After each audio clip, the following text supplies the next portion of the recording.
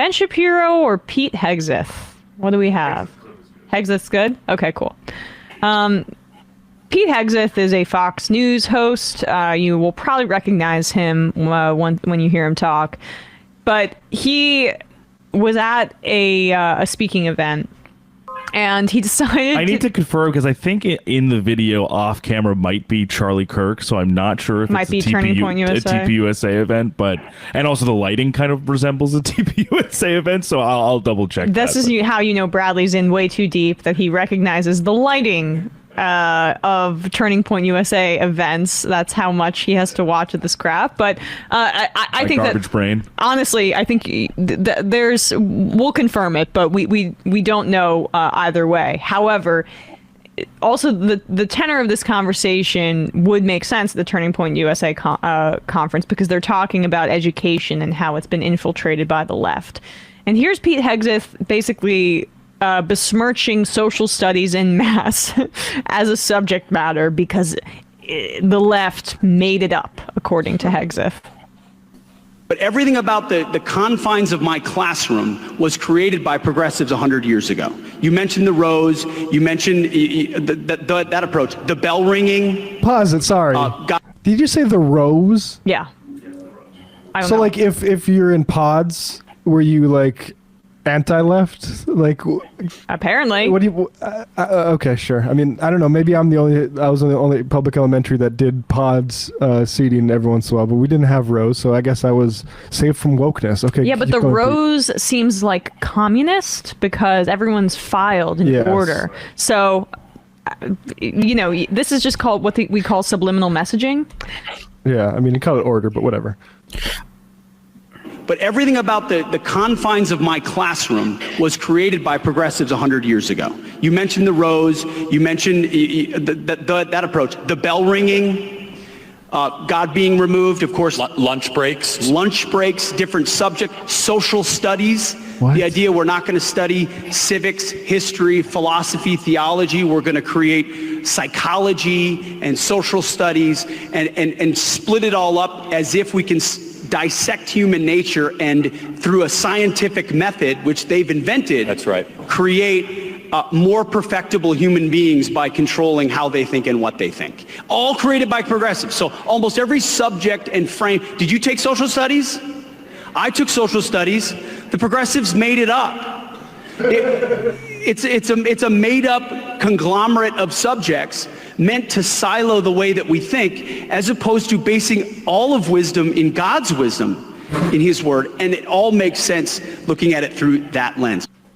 Yes. Progressives did want God's wisdom to not be a fundamental part of one's education. So, yes, you got us on that one. Is it sad that I was right? And I am pro lunch breaks. You were right.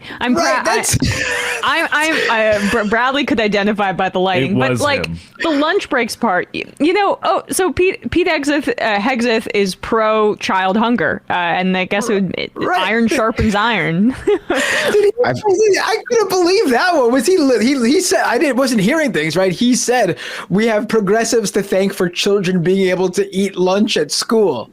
The bell ringing, the literal ringing of the school bell. I mean, it really messes with his ears. The funny thing is, it's even worse now, because if you talk to your parents or grandparents about lunch breaks when they were in school, they were able to walk home and take time to spend with their families and eat lunch, their home cooked meal. Nowadays, we work kids so hard, and kids are coming from school so far away because the way communities and neighborhoods have been built as time progressed, that there's no time for kids to go home and eat a home cooked meal and spend time with grandma or mom. Well, mom's at work. First of all, mom can't be home anymore because capitalism is demanding that both parents work now so they can pay for their kid to just basically survive and have a roof over. No free lunches either, though. But I guess the left's responsible for that as well. I feel like this is I feel like, what is this? What was his name? Hegseth? I don't know. Pete Hegseth. Pete. He's a vet, Brandon, so maybe respect him a little bit. Yeah. Oh, I'm sorry. I'm going to salute while I start criticizing him. I feel like this is a other pretty hand over heart. Oh, should I start like rubbing? This is probably an obscure like We're gonna Nazi get side. demonetized. I'm gonna stop doing that. But no, I mean, I feel like this might be a pretty deep cut, and by pretty deep cut, I mean he Googled social studies and went to the Wikipedia page. There's not that anything wrong with that, and found that like John Dewey, like one of the earliest philosophers on the progressive theory of education, had some ideas about social studies. But anybody who knows anything about John Dewey, which I happen to know a little bit about, will say great books, definitely worth reading if you're interested in education theory. Second, that like most of his theories were not implemented, and that early social studies was mostly just like civics and geography and like political science. The things he stuff. mentions, It's like, it's just about like where things are, because like where else would you learn that? And I guess history, but like history in this country is oftentimes mixed with social studies. Because he's like, why can't we just go back to teaching philosophy instead of all these different things that like categorize it? But that in That's in social studies. Yeah, exactly. That's a categorization of knowledge into a certain silo. Yeah, and that's what social studies is. It incorporates all the things that he lists there. Like I don't know about you guys, but in social studies, I learned about both elements of civics and just world governments, and then U.S. governments as well. I mean, that was kind of the whole gist. I would say I had to memorize the preamble of the Constitution. Like, yeah, I mean, they have a song for that.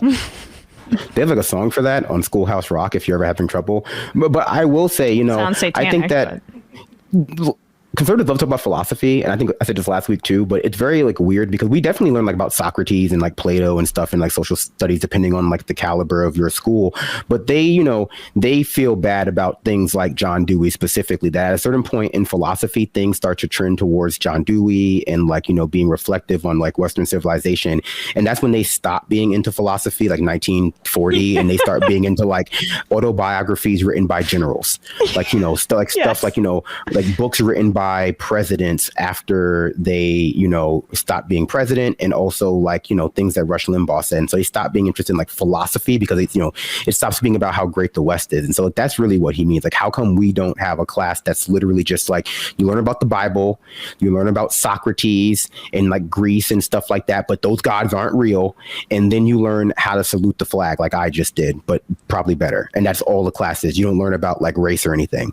Well, they like the older philosophy and like biblical tropes because it is far enough away that the context of today's reality is less applicable, and then you can talk in like abstract about justice and the way to govern and the way to live one's life. I've said this before on the show, but philosophy is useful only as a supplement for historical understanding and context. When it's stripped out of that, which is exactly what Hegseth is trying to do, it's meant to like to literally make sure that the practical realities of implementing any kind of philosophy become so separated from what you're discussing that it means less to the people that are being taught it. And that's what Hegseth wants, right? He wants things to be abstract and not talk about, like, say, how the stripping of social programs for austerity will cause more people to die of hunger and starvation. That's fairly practical and something that people should know, but that's not what he wants, obviously. Yeah, they want to talk about like theological philosophy and things that are represented, or rather that's represented of like absolute truth, absolute black and white morality. And once you get into like a type of philosophy that's like about like moral ambiguity, cultural relativism, social philosophy, like critical theory, they're like, oh no, this is not the kind of philosophy I'm interested in. I mean, I'm interested in, like black and white moralism. Yeah. Which is, not what real philosophy is about either, but that's, it's easier to find that stuff back in the day. And I also want to return to just something Matt has said before, which is in the context of the college debt conversation, which is that the humanities education is a threat to capitalism. And so when you see Pete Hegseth arguing against social studies as like a broad understanding of, society, that's part of it. They want you to be siloed, separated from that kind of context, so you're a bit more sociopathic in your quest to make money as you're trying to pay off the debt that you accrued in college. I mean, they want to control you by giving yourself a better understanding of the history you inherit and the struggle against certain power structures. So like you're more pliant employee. That's the problem Hegseth has with college educations. And this also is always like sometimes the pathway or like the gateway to clips like when you hear some of the game being given away when guys like Steven Crowder are like, this is the reason we need to either A, defund public education, or B, transition all of our kids to be homeschooled. Like, it's just another avenue to be like, it's kind of like backfilling the justification for like gutting public school as like a social good. It's like it's an incubator for radicalism, and is not actually protecting or nourishing your children. So it should either be abolished or you should take your kids out of it, while still, if you're like Matt Walsh, while still going to school board meetings and freaking out by the policies that don't apply to your kids. 100%. Because you don't have any if you're Matt Walsh. Oh, right. Sorry, he does. He's just kidless, right? He's a concerned uncle, you guys. Yeah. What? He does not have I children. thought he had Wait, kids. I thought Matt, Oh wait, Matt sorry. Walsh doesn't have kids. This is the truth. He doesn't have kids in the schools, in the right? school that That's- he went to. Like he Right. went to the Okay. DC public school board meetings to like complain about The concerned masks uncle was or a different guy. CRT or Gotcha. whatever. Oh my God. Okay, There's 'cause he nothing does- worse okay, than. all right. But like- Matt Walsh pretended that he moved to. He said he's renting in a district so that he can go to the school board that his kids didn't attend, and he was actually lying about he didn't actually. Got it. Rent. Right, 'cause But I was they gonna still say, let him- I recall seeing him talk about his kids. Has this guy been lying straight no. up like his whole career, which wouldn't surprise me honestly. But No, he was lying about that he was, within rights to speak at that school board meeting and harass trans kids and teachers that might want to accept them. But he was just lying. He actually was what shouldn't have been allowed to speak there, but he still was. So.